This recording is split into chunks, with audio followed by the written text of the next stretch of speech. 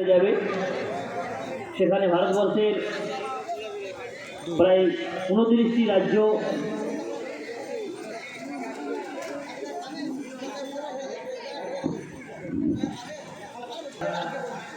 দর্শকদেরকে হতাশ করব।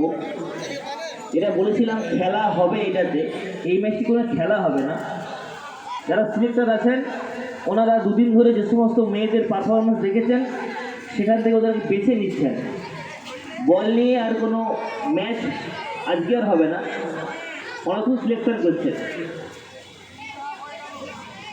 সবাইকে অনুরোধ করব, আগামীকাল সকাল 6টার সময় আমাদের এখানে হবে 60 পজিশনের ম্যাচ, যেখানে অংশগ্রহণ করবে ঝাড়গ্রাম এবং জলপাইগুড়ি।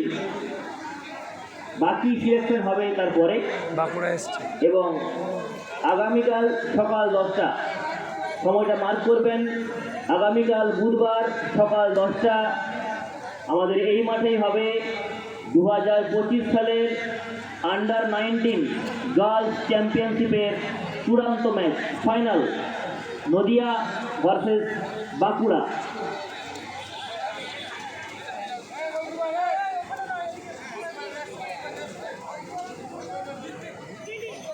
আসছেন বাঁকুড়া। আমরা দেখতে পাচ্ছি বাঁকুড়ার যে সমস্ত মেয়েরা আমাদের স্পটিংয়ে ছিলেন, সিলেকশনের মধ্যে ছিল, সেই সমস্ত মেয়েরা সদ্য ম্যাচ জিতে এসে ক্লান্ত অবস্থাতেও চলে এসেছে ট্রায়ালের জন্য। বাঁকুড়ার প্লেয়ারদেরকে আমরা স্বাগত জানাই। দেখতে পাচ্ছি আমাদের সামনে আছে নদিয়া, ঝাড়গ্রাম, পশ্চিম বর্ধমান।